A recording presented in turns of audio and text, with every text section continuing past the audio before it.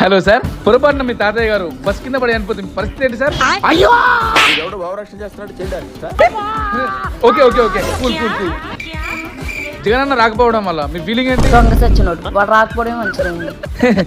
Super కదా. అసలు నీకేమైనా ఇచ్చాడాడు? బాగా చెప్పింది.